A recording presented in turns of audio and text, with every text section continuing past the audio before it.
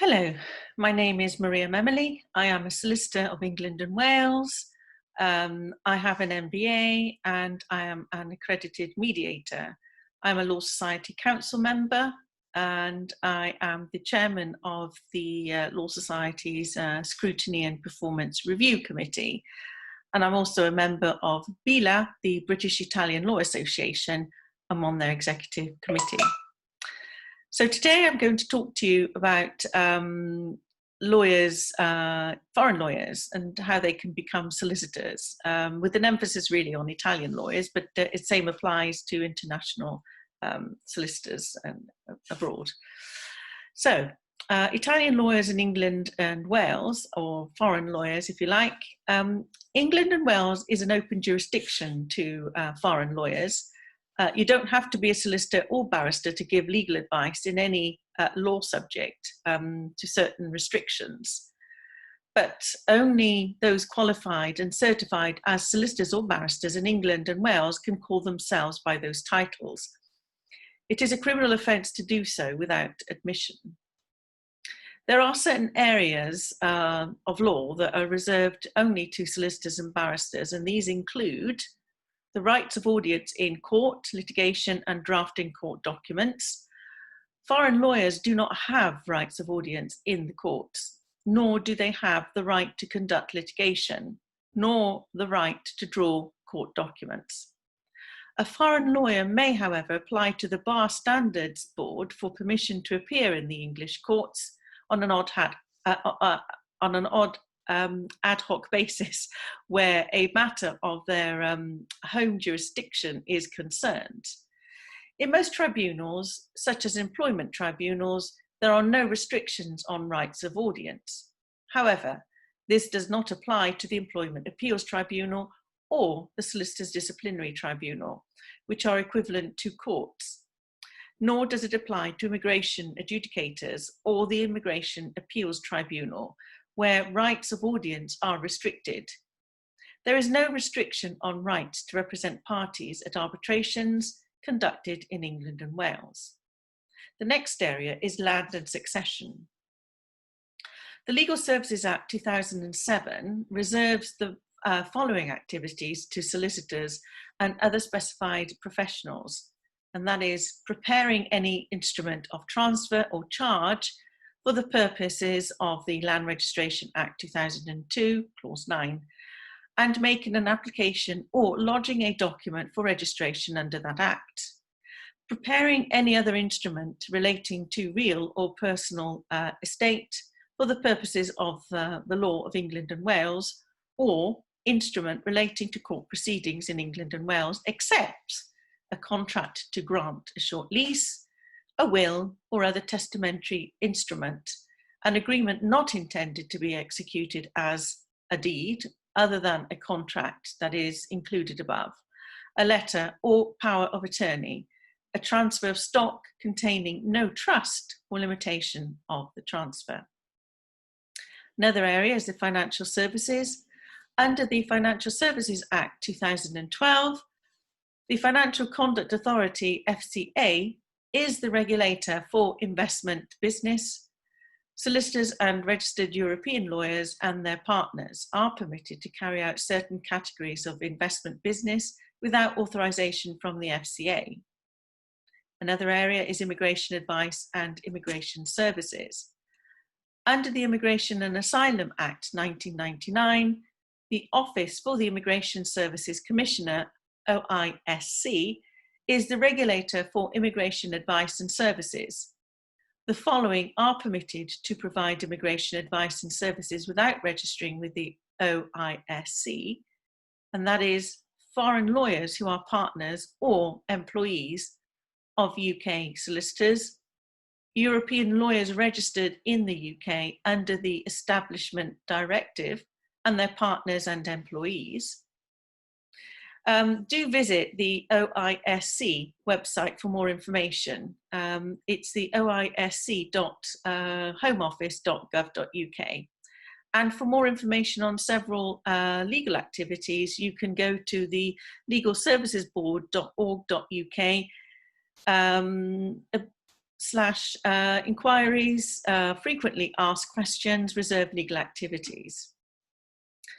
Foreign lawyers can practice in England and Wales as a sole practitioner, as an assistant or consultant with a firm of foreign lawyers, in a partnership of foreign lawyers, employed by English solicitors, in partnership with English solicitors, but only if registered with the Solicitors Regulation Authority as a registered foreign lawyer, in employment as an in-house lawyer, e.g. The legal department of a commercial company would be a good example. Registered foreign lawyers, any foreign lawyer who wants to become a manager or owner of a law firm needs to register as a registered foreign lawyer. Then you have the registered European lawyers. The deadline to register as a European registered lawyer, an REL, is the 30th of December 2020, i.e. until the end of this year. After that, i.e. after the 30th of December 2020, there will no longer be an REL status. The deadline for REL applications to the SRA under Article 10 of the Lawyers Establishment Directive 1998/98/5 to register as a solicitor without completing examinations is the 30th of December 2020. Applications should be submitted under 10(1) or 10(3), and both require 3 years of effective and regular practice in England and Wales. The SRA has some discretion on how to treat furloughed lawyers during COVID-19 and will treat applications on a case-by-case basis. Article 10 of the directive provides that effective and regular pursuit means the exercise of the professional activities without any interruption other than that resulting from everyday life. The SRA has some discretion to treat any furlough resulting from COVID-19 as an event of everyday life, given the exceptional and widespread nature of COVID-19 has had on everybody. The SRA will consider how long the period of furlough was, together with the applicant's other experience. Then we come on to Italian or other foreign lawyers wanting to become solicitors. To requalify as an English lawyer, an English solicitor, foreign lawyers can complete the Qualified Lawyers Transfer Scheme, QLTS. You can currently apply for exemptions from the QLTS assessment if you are a fully qualified lawyer of the European Union or a European Economic Area, or a Swiss national or an Irish or UK lawyer.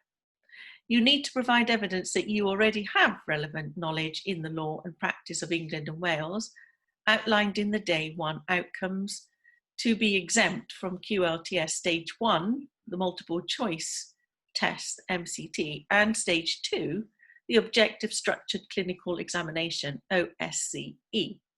For further guidance, do look at the sra.org.uk /solicitors/QLTS/QLTS-guidance. If you have begun the process of qualifying in England and Wales via the QLTS, you still be able to apply to complete it. The QLTS assessments will continue to be available for 1 year after the SQE's introduction for lawyers who have successfully completed Stage 1, that's the multiple choice test. From autumn 2021, the Solicitors Qualifying Exam, the SQE, will replace QLTS. SQE aims to 1, open new paths to qualification, and 2, to standardise qualification examinations. There will also be exemptions from some components of the assessment. These will be available under SQE on the basis of qualification or experience, supported by evidence that demonstrates that your professional qualification or professional experience is equivalent to SQE. If you have qualified in another jurisdiction but have not yet gained experience in practice, you may still pass the SQE without work experience in England and Wales. if you can evidence that you have the required skills. The Law Society of England and Wales is now responding to an SRA consultation on SQE to express its support for opening new paths to qualification, maintaining England and Wales as an open jurisdiction, and avoiding barriers to market access to foreign lawyers.